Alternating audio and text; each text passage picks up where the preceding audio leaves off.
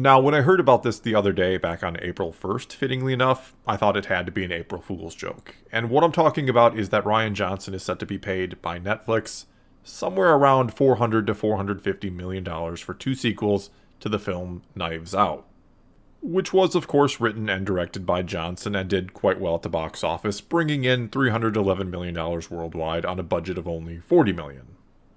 And before going on, no, this actually isn't or wasn't an April Fool's Day joke that I'm reporting on late, nor am I here to rip on Rian Johnson exactly. It's hard to do that when he's set to make that kind of money. Besides, this will keep him busy and further help keep him away from the Star Wars franchise, from ever doing that trilogy he was promised 2 years ago and continues to claim is happening, even though we haven't heard a word about it from Lucasfilm in years now. Also, for the record here, I saw the first Knives Out film and it was good. I'm not a big fan of the whole murder mystery genre, but it was fine for what it was, though a lot of people seem to think it was groundbreaking stuff, especially Netflix, apparently.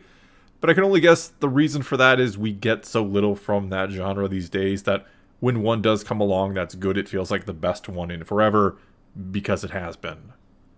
And so, yeah, it was a good film. I might not be a Rian Johnson fan, and I certainly don't like The Last Jedi, but I can say when something that he does is good.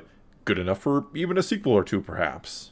Not that I'm personally eager to see them or anything, but if others are, that's fine. However, I certainly don't think it was good enough to be turned into a full-blown franchise, quote-unquote, like Netflix is basically talking about doing, and for Johnson to be paid hundreds of millions of dollars for it, though again, good for him, I guess. In fact, I think you could argue it was refreshing for a movie to just be its own thing, that it was both original and not intended to kick off something larger. And part of its success could maybe be attributed to that, to the fact that it was just one movie in a genre that doesn't get much love these days from the film industry, certainly not like it once did. Which isn't to say I don't like franchises or the shared universe approach, I obviously do, but sometimes it's nice to see just a good, singular, self-contained story. But it seems like Netflix is so desperate for franchises, or more of them, because they do already have some successful ones under their belt, or maybe they're just so terrified of Disney Plus, who is already killing it with Star Wars and Marvel, that they're willing to do or pay anything to continue to compete and stay on top. Because, let's be real, there will be plenty of casualties in the streaming wars, with so many companies trying to jump into the game and grab a piece of the profits. And though Netflix was basically the first and arguably is still the best, that doesn't guarantee a bright future for them, especially when the competition has bigger franchises than you. Netflix even said several months back now they want to develop the next Star Wars or Harry Potter type franchise or franchises. They said that, yes, they do have some good ones, some that are growing, but they think they have a long way to go to compete with the likes of the big ones like Star Wars and Marvel and so on. However, if that is the case, if they truly want the next big thing and are willing to pay for it, I can't figure out why you pay that much money for just two movies. And though, like I said, Netflix seems to be talking franchise around these Knives Out films, the irony is the guy who is making them, that again being Rian Johnson, has said before that world building and the like isn't really his thing. It's not why he makes movies or finds interesting about filmmaking or storytelling in general. Not that I know how you really make a shared universe out of a whodunit story, but whatever. And what might even be stranger is that a few years back now, Amazon apparently paid around $250 million for the rights to The Lord of the Rings, and in that deal they got 5 seasons. And Netflix just paid more than that, just shy of twice as much actually, for 2 movies that are based off something that made $311 million on one film, and really isn't conducive to creating a shared universe that could spawn different shows. Whereas Lord of the Rings obviously not only has 2 film trilogies, one of which being much better than the other, but it is easily one of the most beloved franchises in the world, plus it's already filled with plenty of lore to make all kinds of series if you wanted to.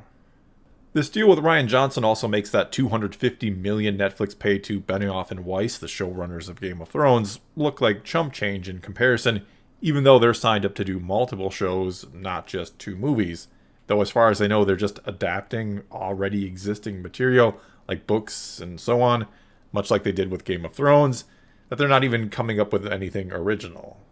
And all this to me just points at how crazy and competitive the entertainment industry has become, and begs the question I've heard many asking as of late: is it going creatively bankrupt when these large companies throw ridiculous money at anything that has a proven track record of success, instead of looking to develop anything new or original, or God help them making something that is just a one and done story? and that's to say nothing of just how many remakes we keep getting. And is this desire for these large, marketable franchises actually killing creativity in the first place, at least in the film and to some extent streaming industry? I mean, if you're a writer who wants to break into those industries today, not only do you have to compete with all the franchises that are already in place, sitting there taking up a bulk of the movies and shows being made, but you also have to keep in mind these entertainment companies seem interested in little else beyond more of the franchises, or the next big one they can capitalize on. They don't actually want or care about one good story. They want one that has the potential or has been set up to be turned into something much bigger. Yet let's not forget there was a time when every single major franchise we know today did not exist. They too had to start somewhere, with no traction or fan base or anything of the sort. And most of the big ones didn't start out with the idea of them being engineered and turned into a mega franchise that would cross into many different mediums.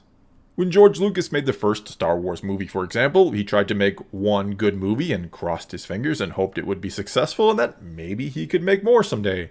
It wasn't based on a book or a comic series or anything else. When it hit theaters, it was completely 100% original. And the scary part is that would never happen today. Star Wars would not and could not happen today. None of these companies would put that kind of money into an unproven project. And maybe the biggest problem of all of this is what these companies like Netflix and Disney see these franchises as, which is just money-making franchises. They don't actually care about them or the stories themselves, just the money that can be made from them. Disney, for example, didn't approach the Star Wars sequels with the mindset of what would make for the best story. They went at it thinking, what can make us the most money? I mean, think about how little sense the stories of the sequels make when compared to the rest of the Star Wars saga. The prequels showed us the fall of the Republic, the fall of democracy, or how people will willingly give up their freedom in the name of security. It also showed us what happens when an organization, the Jedi in this case, become too dogmatic, too focused on their rules and their code. The original trilogy then shows us how hard some will fight to restore democracy to the galaxy, while also showing that perhaps attachments are not as bad for the Jedi as the prequels led us to believe, that Luke saving his father is what saves the galaxy from the Sith, and yet the sequels just go ahead and blow up the Republic from afar.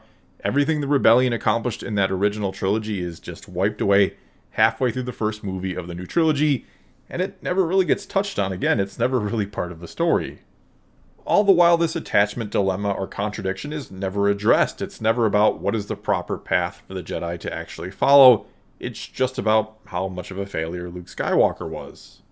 And as I've said before, the sequel trilogy should have been a test for the New Republic and the Jedi Order. Instead, it was a condensed retelling of the first two trilogies, because continuing the story they told didn't matter as much as playing off nostalgia and trying to make money.